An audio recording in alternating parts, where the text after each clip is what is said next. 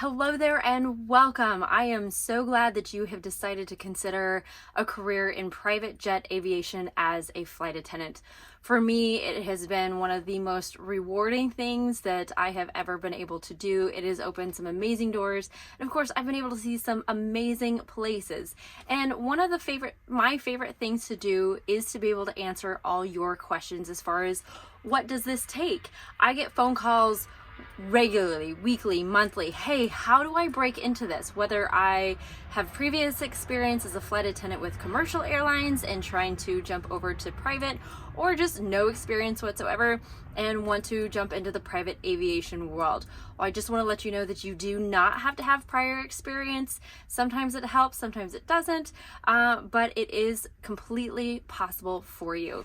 Now, before I started with any of the private jet industry, I was working commercial, and to be honest, I had no idea that the private jet industry was so large. Honestly, I thought it was just this little industry, a few jets out there, and you just worked on a private jet, to work your way up to the commercial, especially the mainline airlines. But that is not the case whatsoever.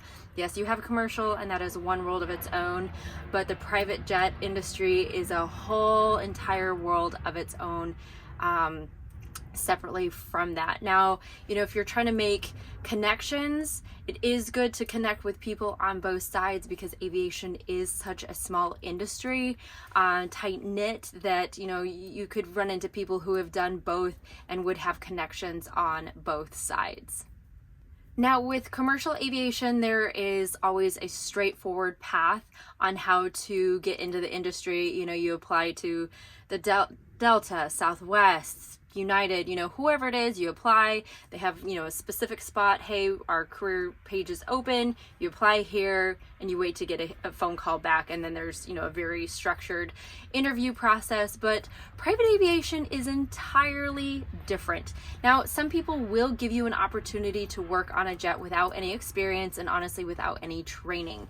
But however, that's fewer and further between. I really would suggest getting training before you start contracting, or if you're trying to get on with a company full time, then hopefully they will send you to training.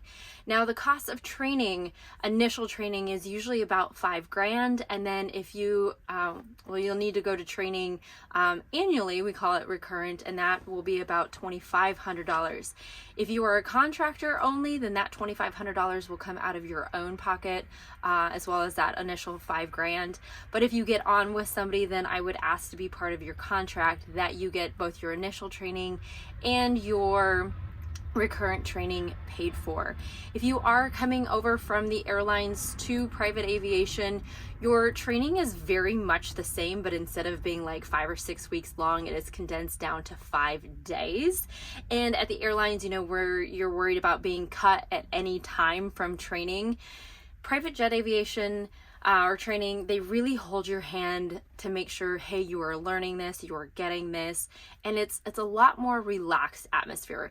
It is still very structured, but there's no fear as you're going through training, like, oh my gosh, am I going to be cut? No, you are paying, or your company is paying the training companies to be able to make it through training as smoothly as possible. All right, let's get back to actually trying to get a job on a private jet. So again, it's not quite as straightforward. There are some companies who don't ever actually post like, hey, this is what we're hiring for.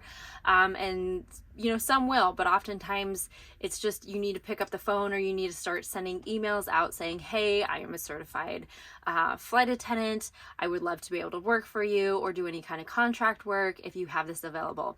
Now, if you do go on to sites like LinkedIn or Indeed, other job postings, the job posting might show up as cabin attendant versus flight attendant, and there's some technicalities, but you don't have to worry about that. But be sure to look at both. If you see cabin attendant, no, that means flight attendant. So keep that in mind when you're looking for jobs out there.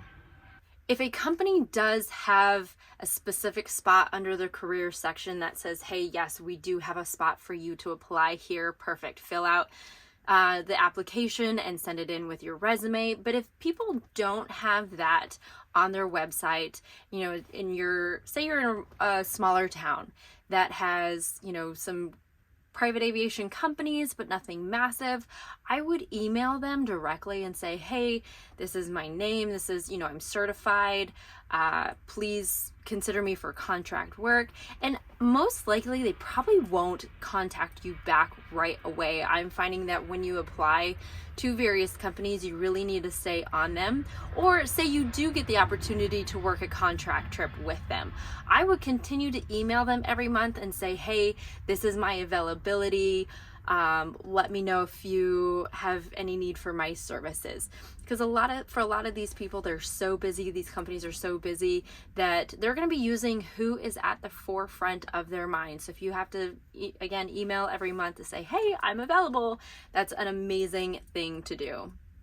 So let's talk contract work versus working full-time. Now, it's very possible to stay busy with contract, and both sides have their pros and cons.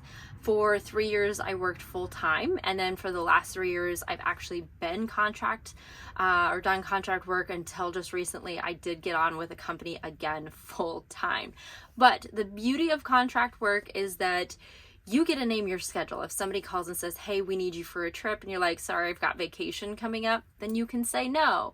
Whereas on the other side, a company that you're working for full time, your schedule will be a little bit more restricted. And we'll talk about schedules here in just a moment. Now with contract pay, you get paid a day rate, and with full time, you get paid usually a salary. Now, if you are able to work contract quite consistently, then the pay can actually be a lot higher annually than it would be for a full-time job. But then again, the downside of it is, if the season slows down for you and you're not able to come up with a lot of contract work, then your pay, will be lower. And then again, there's also the side that there's no health benefits, medical benefits, retirement, anything like that with contract work. Whereas if you worked full-time for somebody, then yes, having benefits would 99% of the time be an option for you. Let's talk schedules for full-time positions. Now, I have seen a whole range of different types of schedules out there, and it seems like no two companies out there do things exactly the same, but there are, some schedules that you can anticipate going into this career. Now, I have seen, one far end of having, 5 days on and 2 days off. So my last company several years ago, I had every Monday and Tuesday off, and then I worked the rest of the week. Well, that was just my schedule, and then there was an opposite flight attendant who she had weekends off and then worked the rest of the week. So that's one extreme. Then you can have companies who will offer something like 10 days on, 5 days off.